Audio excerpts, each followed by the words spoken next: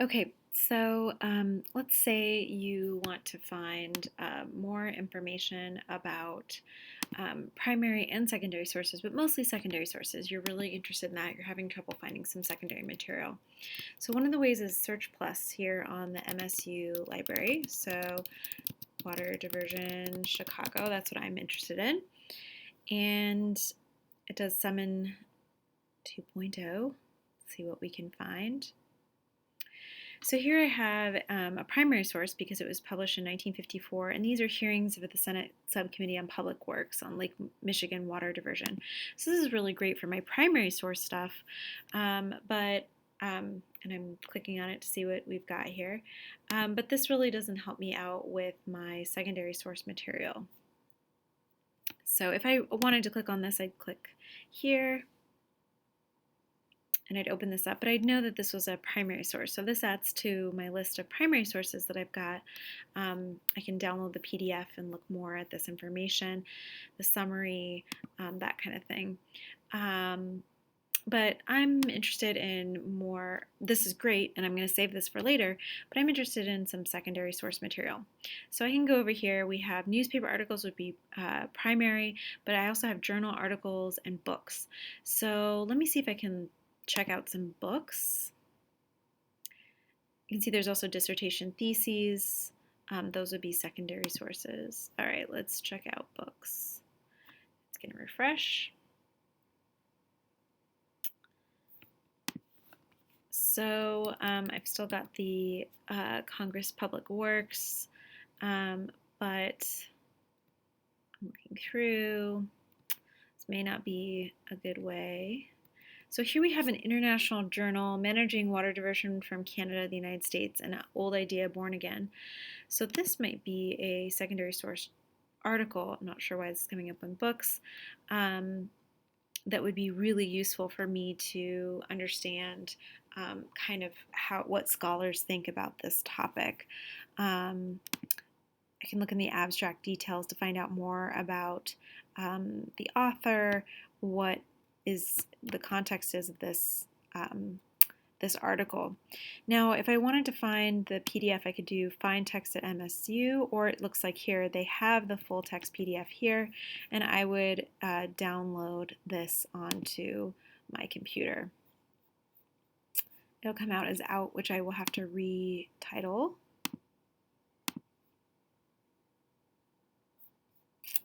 So File, Save As, Managing Water Diversion article. And I'm going to save that on my desktop so I know where it is. I can put it into my file folder for this project. Okay, so let's go back to books.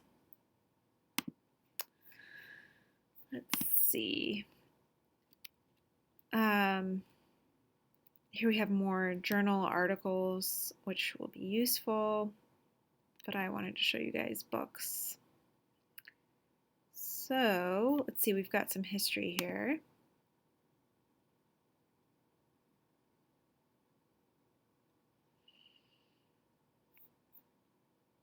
So here are books that might have more information about this topic.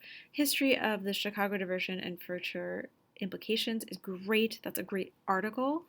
But here we have a book that is on Chicago, and I can look at the contents of the book and find, what I could do is do find diversion. Nope. Let's see, what about water? Nothing's found. Well, I may want to check out this book anyway to see if it could give me some content about, so we have pipelines here, expansion of the Chicago metropolitan area. I know that population is going to affect this, the Indiana Dunes National Lakeshore.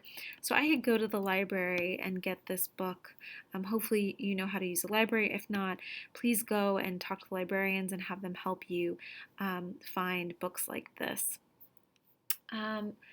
So that's one way to find secondary source material. Again, I found a lot of great articles here, which is also really helpful and useful.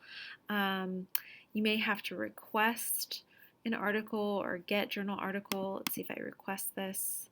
I have to enter my NetID, my password, and figure out how to request it from the library. So again, that's one way of doing that. The other way is to go into Google Books. And I say Chicago water diversion. So again, here's a statement that this looks like this is from 1959, but here's the thing about case studies. This might be useful for me. But this looks more like a textbook, so I want to keep looking.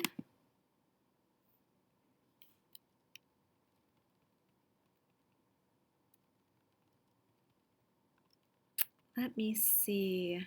So here is a book that says Great Lakes for Sale that might be helpful. And it looks like here they have Chicago water diversion. And looks like this explains more about this topic. May not be written by a historian, sociologist, but let's see if they have it at the library.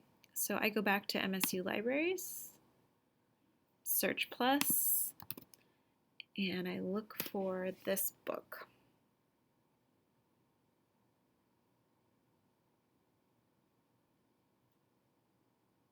Okay, so I find out if they have it, and it says that it's available. Now, if it was not available, if it was checked out or anything like that, I can always request it via interlibrary loan, where you would, let me see if I can show you all how that works.